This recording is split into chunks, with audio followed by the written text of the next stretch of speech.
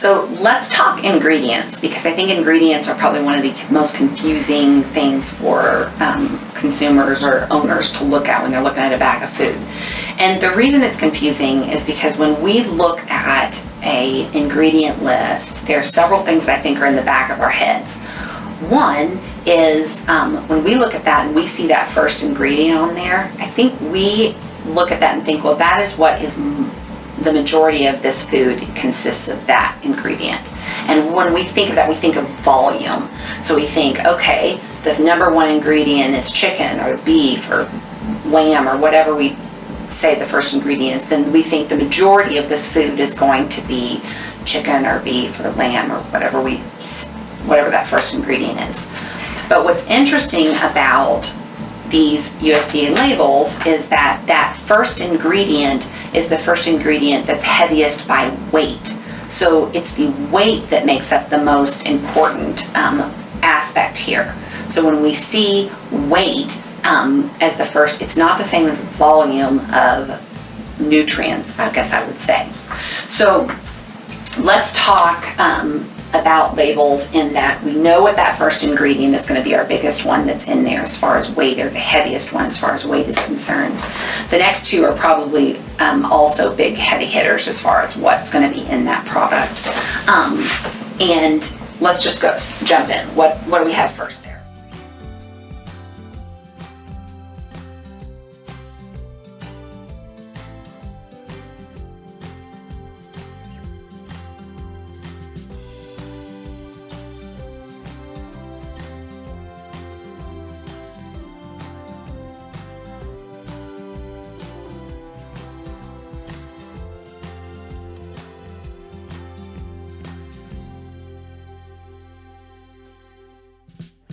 So what that means is you're looking pretty much at mostly flesh, the meat part, and skin, and there may or may not be bone involved in it, but flesh and skin.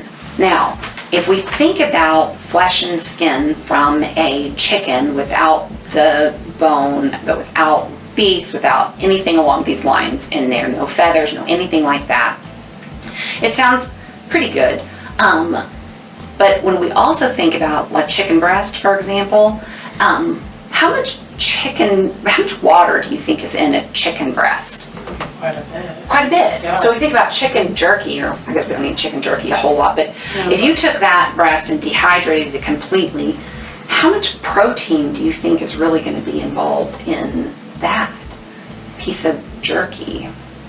It's not going to be much. Yeah. So, but if we think about all the skin that we've got in there that's involved in that chicken, and we dehydrate that skin down, it's not going to dehydrate down a whole lot because there's not a lot of water in it.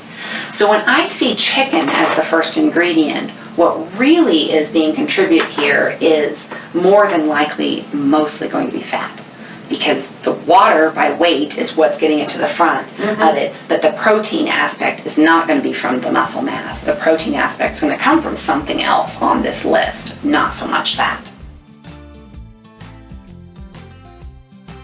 So let's look at chicken meal, and it says it's a source of glucosamine. Let's define chicken meal. Anything that says meal means that it is the dried, ground, whole chicken without heads, feet, viscera, or feathers. So all that is it is the chicken parts that we talked about a little bit ago, only completely dried out and ground up to make it a smaller quantity, or just an easier to work with.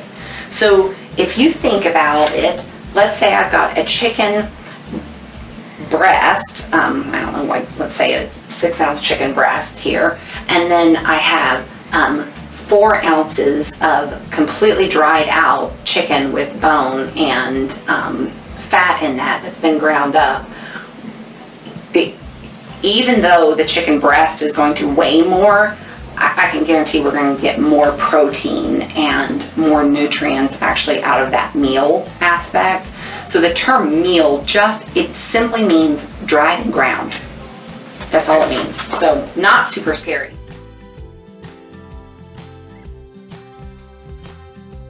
byproducts, remember how we talked about the chicken being the flesh and the skin, maybe having the bones, but can't have anything else?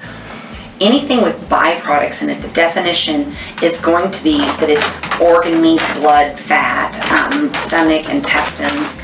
It does not include hair, does not include horns, teeth, feathers, fecal material, hooves, anything like that. So the true definition is clean parts of carcasses of slaughtered poultry, so that's going to be flesh and skin, which may also contain bone, and in this one, heads, feet, or intestines.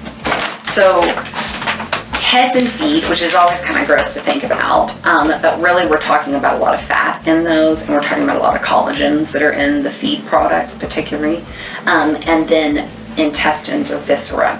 When we think about viscera or intestines, those are really the areas where probably they have the most vitamins and the highest level of nutrition in these animals.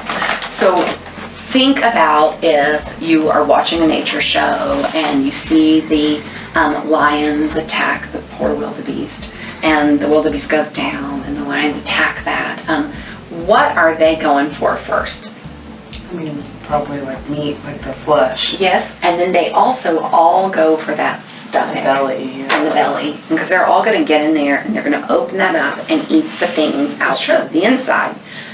They don't usually, the big head lion is not going for a drumstick, or they're not going for the back of this animal. They want the most easily digestible, highest nutrient value things, and that's going to be those quote-unquote byproducts. So when we think about byproducts, I just want the thought process to just shift into, is it a bad thing or not? And just know what we're dealing with. And where I get frustrated with some companies is how they know that consumers don't like byproducts. They know that that is an ugly word as far as consumers are concerned.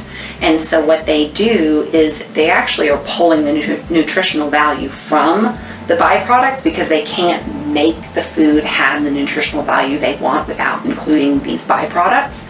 But they're doing it in a misleading way in which they can push it down on the ingredient list and put something that's actually lower nutrient value but looks better for the consumers to the top. So read your first 3 ingredients, look down in there as well, realize byproducts are not awful, and then we'll get to some examples where byproducts are not what I would recommend for a food.